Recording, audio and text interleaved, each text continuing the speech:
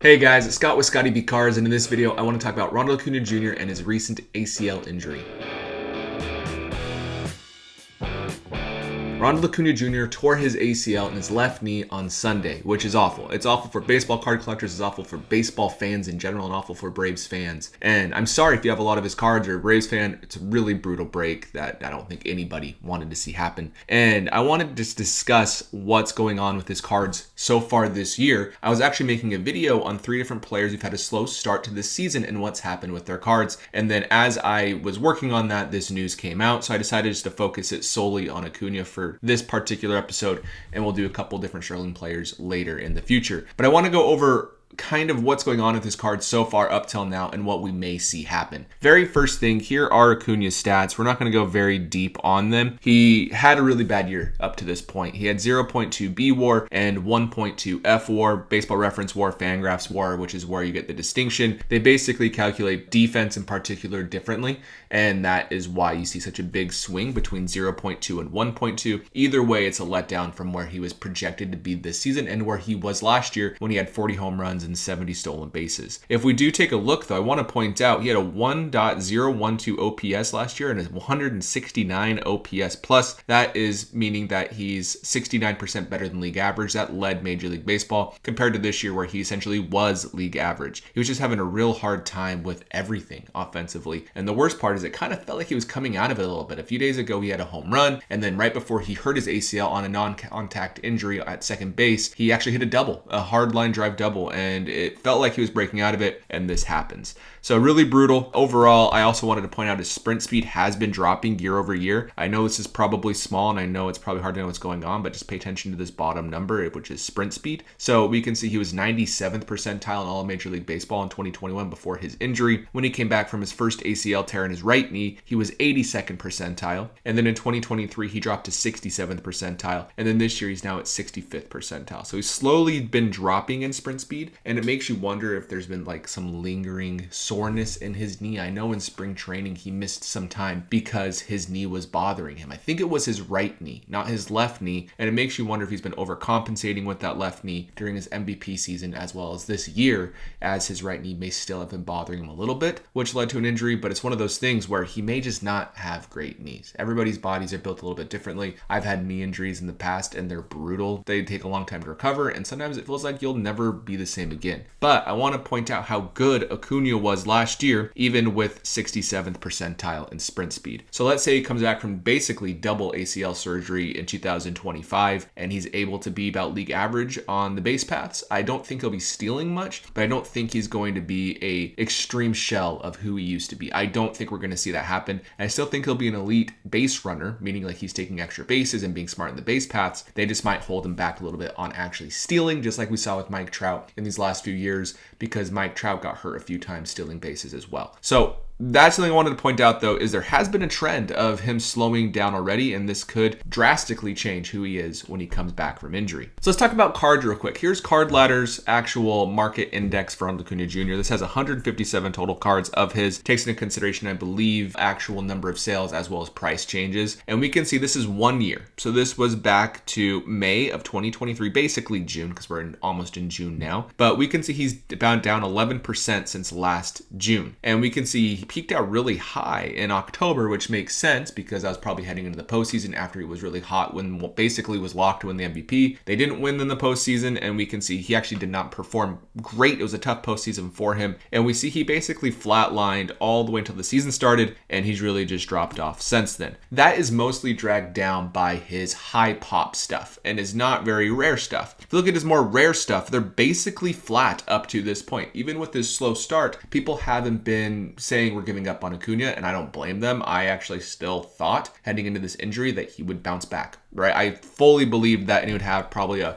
5 WAR season once he was able to get his batting average up to about 270. Probably would still 40 bases and have 25 home runs. Right, that's kind of what I was thinking would happen, but unfortunately that's not the case. But we can see he was flat with his Bowman chromatograph, only down less than 1% from year over year. And if we do look at his base Bowman chromatograph in a BGS 9.5, this is difficult because at times different subgrades can impact the actual sales price. We can see he was up 7% year over year. So we actually saw, even though he was performing poorly, he was still up. I can even show that with his low pop stuff. I'm sure this is really difficult to see, so I'm sorry. But if we look over here, it is his Sapphire PSA 10. This is like out of 250 copies were made. It's a pop 112 PSA 10. His bat down short print in series 2, 672 PSA 10s. I threw on his image variation super short print from Topps Update in a PSA 10. Only one has sold. It's probably not the greatest example. But below that is his Update Gold PSA 10, numbered to 2018. So we can see his Sapphire has been flat forever. It has not really had any crazy movements the last few years. It's been essentially flat. I know people who've had a few of them and they've been waiting for it to go up because that probably is his most iconic card, I would say, most sought after base card, and it just hasn't happened. And then we can look at his bat down, which is over here. This is actually the blue line. They're all kind of mixed together, so just pay attention to this percentage. That one actually has seen a drop. It's down 42% year over year, and that one is most likely due to the pop count itself. And of course, people back when cards were hot, that wasn't that big of a pop count. But now as things are scaling back, it is a little bit higher. And then we can see the gold Topps Update, smaller pop count, 227 PSA 10s, down 19%. So he hasn't been dropping as much as we thought. So that begs the question, is he going to?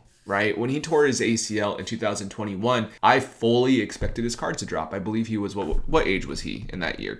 He was 23 years old and was basically the MVP frontrunner. And I thought he was going to have a drop, and he didn't have a drop. He actually stayed flat or even went up in some cases heading into his age 24 season. I don't know if that will happen now that he's older heading into his age 27 season. So that's the hard part with sports cards, is as these players age, people stop really believing in them. And it's because that's a Hall of Fame trajectory comparing to all-time greats versus Eric Davis. This is an example that's happening online. This isn't a fair comparison. I'll share why, but this is their first 7 seasons. The difference is Acuna debuted 2 years before Eric Davis did at age 20 versus age 22. So if we look at actually Acuna through his age 25 season compared to Eric Davis through his age 25 season, Acuna still blows him out of the water in regards to a lot of stats. If we look at through his age 26 season, which is this particular year, Acuna is actually still pretty far ahead of him. So we'll have to see how their careers end up. Eric Davis was a player who I didn't realize how good he was, to be fully transparent. I wasn't watching baseball then because I was a child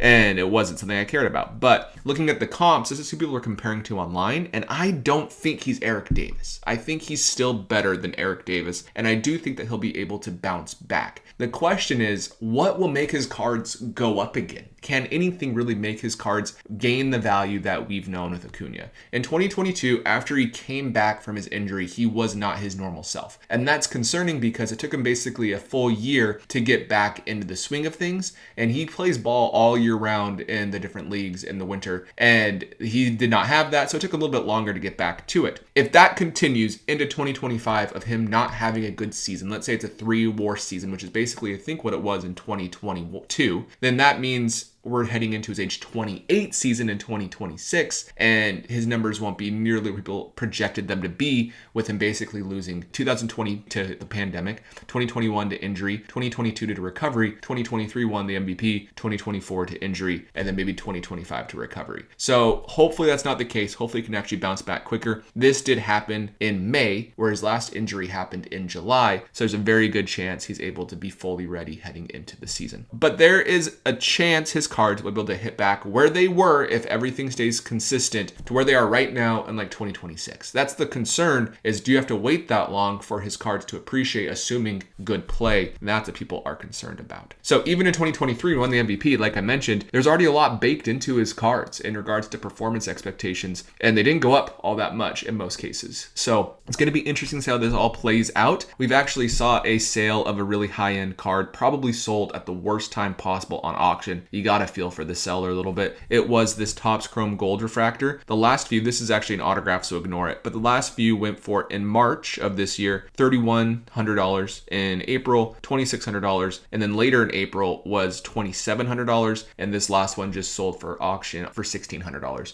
So we may see prices like this happening because people may say, you know what, there's too much risk now, I need to get out. That makes sense. This is the risk of buying modern players' baseball cards and calling it an investment. I have a hard time with saying it's like a true investment because we're just buying players' cards and it all is hinging on performance and these players being good people. If you want to truly invest, right, stocks, bonds, all that stuff. But of course, if you're putting money into it and you want the cards to appreciate, believing in a player, we all want our cards to go up. And this can really be hard if we don't think that's going to be the case and we have a lot of money into these cards. So we may see some buying opportunities. So I can't say if he'll come back strong or not. A doctor. He has knee injuries, ACLs in both knees. Acuna even compared this knee injury to a non-ACL tear where he hyperextended or pulled something in his knee. And once you have bad knees, it can be really challenging to be as dynamic as you were. One thing I want to point out though, more silver lining is going to be this graph right here. Here you can see Ronald Acuna Jr. versus Paul Goldschmidt, Aaron Judge, Edgar Martinez, and David Ortiz. David Ortiz, Edgar Martinez are both Hall of Famers. Aaron Judge and Paul Goldschmidt are both on pace to be Hall of Famers. And I want to just show you where Acuna is at compared to these players at the same age. We can see Edgar Martinez and David Ortiz both essentially had 0 to 3 or 4 WAR through their age 26 season. Acuna is at 28 WAR, about to hit 30. And then even Goldschmidt and Aaron Judge, they were both around 15. So this just shows you how far ahead he still is, and he's not lost on actually making the Hall of Fame